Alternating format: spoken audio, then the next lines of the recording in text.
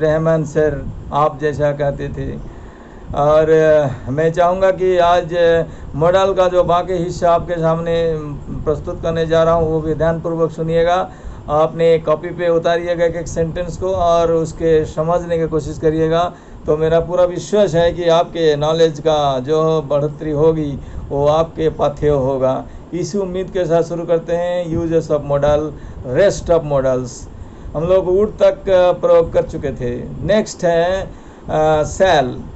Shall is used to express possibility. It is used after I and we. Shall जो है I और we के बाद possibility दर्शाने के लिए यूज होता है। जैसे कि I shall attend a birthday party tonight. मैं एक बर्थडे पार्टी अटेंड करूँगा। ये सिंपल पॉसिबिलिटी दर्शा रहा है। Then shall is used after he, she, it, any name or you etc. He, she, it और किसी नाम के बाद शैल का प्रयोग होगा जब आदेश का प्रकाश होगा। आदेश जैसा बोलेंगे you shall stay at home without moving, तुम घर में ही रहोगे आज।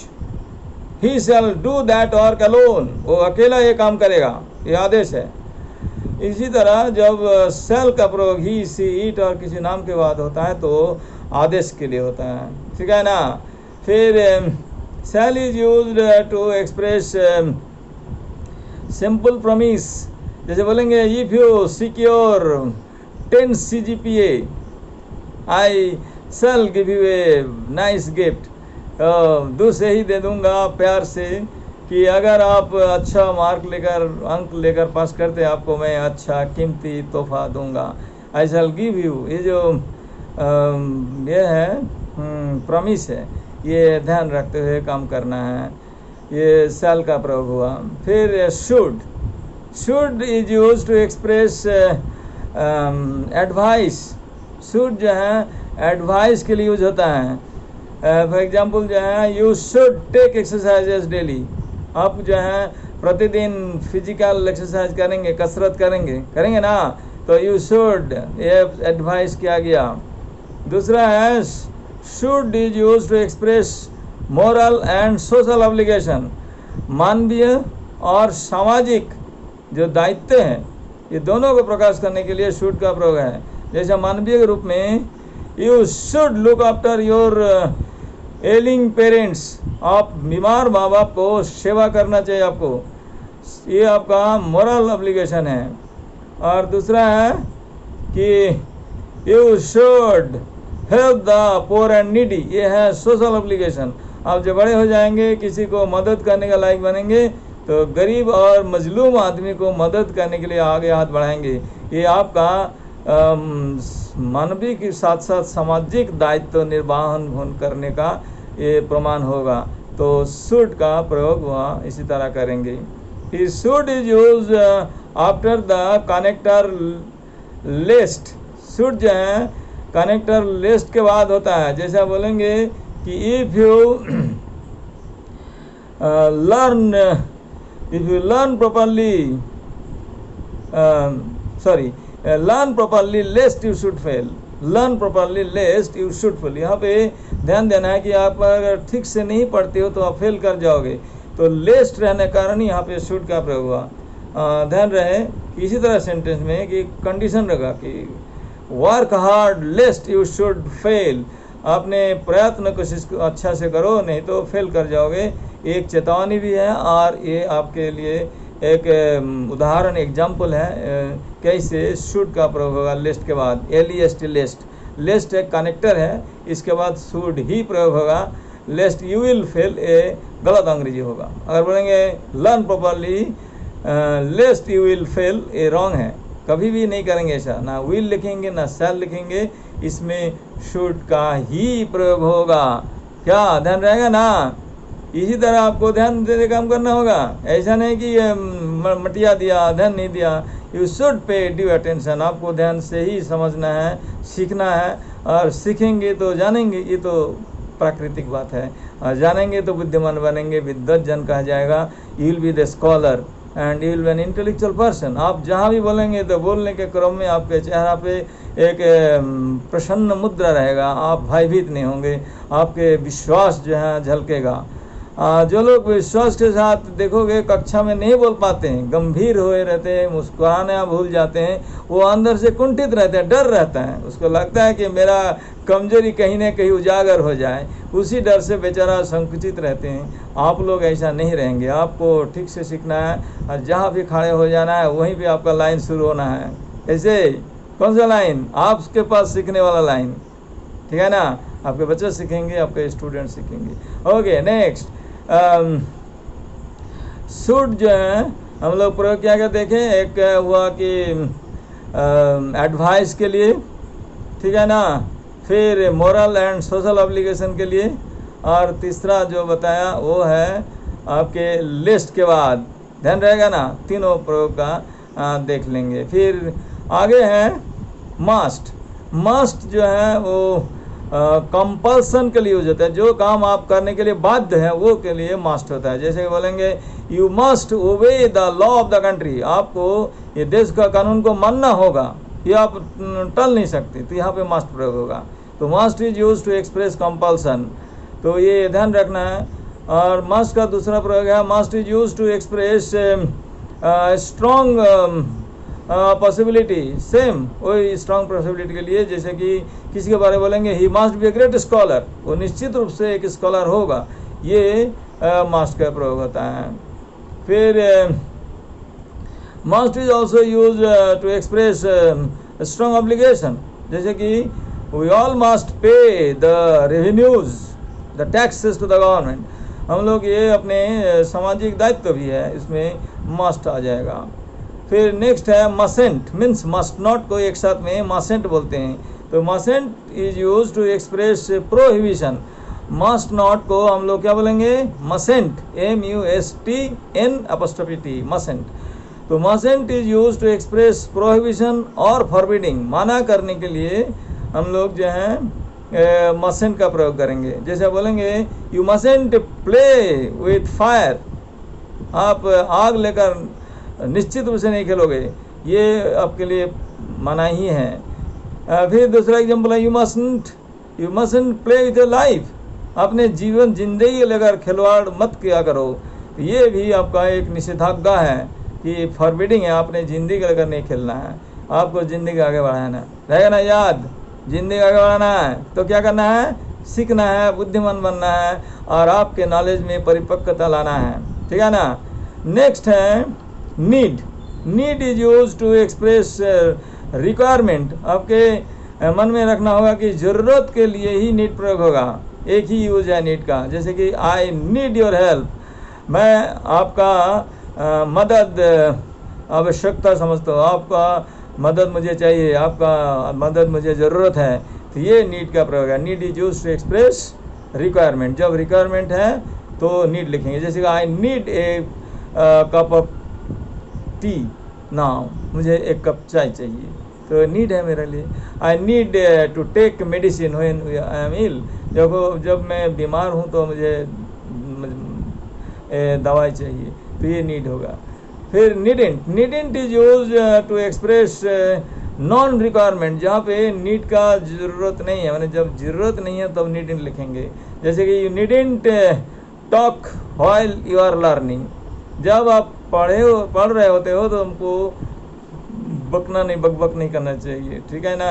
तो ये ध्यान रखना है कि आप कैसे अपने को डील करेंगे। फिर नीड और नीड के बाद हम लोग डेयर के बारेंगे। Dare is use to indicate our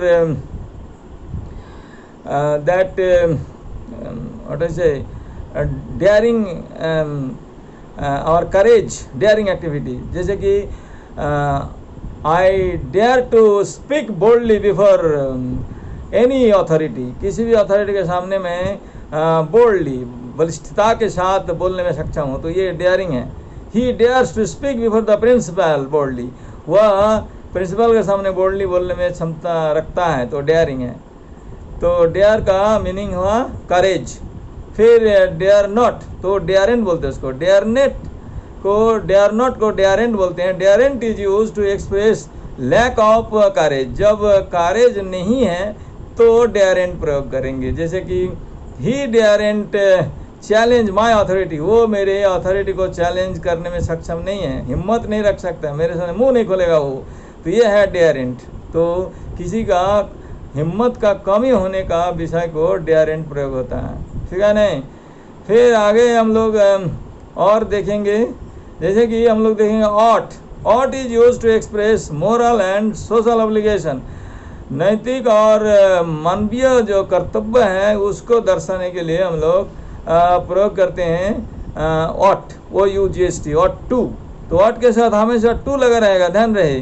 जैसे कि you ought to obey your teacher, you ought to obey your, आपके शिक्षक को मानना चाहिए, तो नहीं तो कोई ज्ञान नहीं होगा। Because knowledge is transferred from one heart to another, one soul to another, when there is a relation of love and respect, when two hearts are integrated. जब दो दिल एक साथ करीब से सम्मान के साथ, प्यार के साथ जुड़े रहेंगे, तभी भावनाओं का आदान प्रदान होगा। इसीलिए मैं जो बोल रहा हूँ वो ध्यान से सुनना है, तभी सीखोगे, नहीं तो मुश्किल है। सीखना है तो जोड़ना है, तो जोड़ के रखो और सीखो।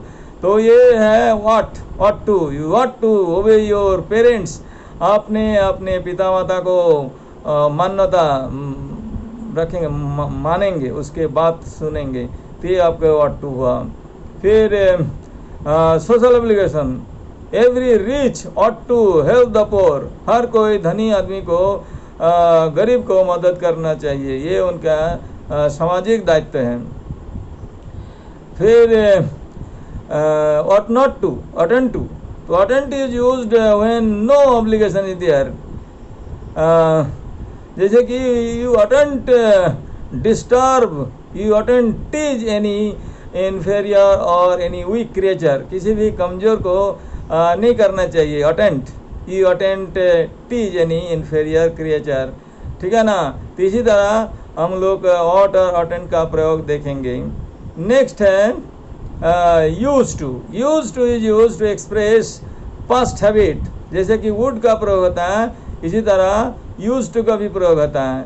जैसे कि he use to pass his time by sleeping during the day, वो दिन में सोकर समय बिताता था, तो ये उसका पास्ट हैबिट था। तो ये आलसी आदमी रहा होगा तो सो के ही बिताता होगा, तो ये यूज टू का प्रयोग हुआ। फिर has to, have to, had to. Has to जो है वो मस्ट के जैसा यूज होता है, वो ही के बाद होगा, सी के बाद होगा, इट के बाद होगा। जैसे कि she has to complete her assignment today, उनको आज ही अपना असाइनमेंट पूरा करना होगा, तो ये हैज़ टू हो गया सी के बाद। फिर have to, I have to deposit the school fees this month, हमें आपका स्कूल फीस अपना जमा करना होगा, ये मस्ट की तरह हुआ have to. And had to is use to express compulsion in the past, बीते हुए काल का जो कंपल्सन है उसके लिए हैड टू का प्रयोग होता है। अगर बोलेंगे they had to starve during the famine for many days, they had to starve for many days during the famine, उन लोगों का भूखमारी के समय में बहुत दिनों तक बेगार खा के रहना पड़ा था, ये had to, they had to माने जो बीते हुए काल में कंपल्सरी सिचुएशन था, उसके कोई उपाय नहीं था, लाचार था, उस समय में हैड टू का प्रयोग होगा। क्या मतलब में जा रहा है ना। फिर is able to, was able to and were able to etcetera. Is able to जो है वो कैन के रूप में यूज होता है, लेकिन इसमें ध्यान रहे कि इज एबल टू तीन वर्ड के साथ जो मीनिंग निकलेगा कैन में वही निकलेगा। जैसे कि ये बोलेंगे this girl is able to prepare herself for schooling at this tender age, ये बालिका जो है इतना कम उम्र में खुद स्कूल के जाने के लिए तैयारी करती है, तैयारी करने में सक्षम है, खुद ही करती है, उसको किसी का मदद नहीं है। This girl is able to prepare herself for schooling at this tender age, तो is able to present tense के लिए हुआ और वो वर्तमान को क्षमता दर्शाता है जैसा कैन में होता है। फिर was able to is use to express past ability, वो सिंगुलर के साथ होता है। जैसे कि he was able to lift heavy load in his youth, वो अपने जवानी के दिन में भारी बोझ उठा सकता था। तो ये सक्षम था तो काफ़ी, तभी फर्स्ट एबिलिटी को दर्शा रहा है। और लास्ट में है जो वेयर एबल टू जो है बहुवचन है, प्लूरल है। तो they were able to work very hard in their school days. अपने स्कूल समय में वे लोग काफ़ी कठिन परिश्रम करने में सक्षम था। तो हिंदी से हम लोग मॉडल का प्रयोग को ध्यानपूर्वक गौर करेंगे, घर में जाके सीखेंगे, और जो जो सेंटेंस बोला गया पॉज करते करते एक एक करके लिखेंगे। ठीक है ना, लिखेंगे ना, तो लिख लेंगे तो ये आपको आसानी से वो समझने का होगा। और कहाँ कहाँ मॉडल प्रयोग हो उसको अंडरलाइन कर लेंगे, और इसी तरह सेंटेंस में जहाँ जहाँ प्रयोग होगा वो खुद भी प्रयोग करेंगे। तो आपका इंग्लिश का जो नॉलेज है वो काफ़ी स्ट्रांग हो जाएगा। और मेरा उम्मीद है आप लोगों को कुछ तो निश्चित रूप से समझ में आ जाएगा। स्कूल में कक्षा में होते तो ब्लैक बोर्ड में या ग्रीन बोर्ड जैसे भी बोर्ड हो उसमें लिख कर बताते, यहाँ पे भी मैं बता सकता था, लेकिन मैं आपके इमेजिनेशन पर भरोसा कर रहा हूँ। आपने इमेजिनेशन का पावर को बढ़ाओ और खुद भी सुन के लिखो। श्रुति लिखन कहते हैं इसमें। प्राचीन ज़माने में बच्चे के पास कुछ नहीं होता था, सिर्फ कान में सुनते थे और उसे सुन के याद कर लेते थे, और बाद में वो उसके एसिड बन जाता था और पूरा कंठस्थ कर लेते थे। आप भी उसी तरह दिल में संभालेंगे इस ज्ञान को तो ज्ञानवान हो जाएंगे, बुद्धिमान हो जाएंगे, और समाज में प्रतिष्ठित जनों में से आपका नाम शामिल होगा। इसी उम्मीद के साथ, इसी आशीर्वाद के साथ मैं आपके रहमान आचार्य रहमान सर यहाँ से विदाई लेता हूँ। फिर मिलूँगा मैं आपके किसी लिटरेचर के विषय को लेकर। अगर यदि आपको ये अच्छा लगे तो अवश्य लाइक करिएगा और अपने सारे दोस्तों को शेयर करिएगा। जितना शेयर उतना ही लिंक, उतना ही प्यार का बढ़ोतरी होगी। और आपके साथ जुड़े रहने के लिए, और आप मुझे अपना साथ जुड़े रहने के लिए अगर चाहेंगे तो वो सब्सक्राइब भी कर सकते हैं। ये आपका मर्जी पर निर्भर करेगा, कोई ज़बरदस्ती नहीं। करना चाहिए तो सब्सक्राइब भी कर दीजिएगा, ताकि हम जब भी कोई वीडियो बनाएं आपके पास तो पहले पहुंचेगा। एकदम ताज़ा টাটকা যাবে। ঠিক আছে, বাংলা বলছি। Those who are capable to understand Bangla, little I joke with them, and I am Bengali, though you can understand it in this way as well. Thank you then, good night, फिर मिलूँगा, फिर बात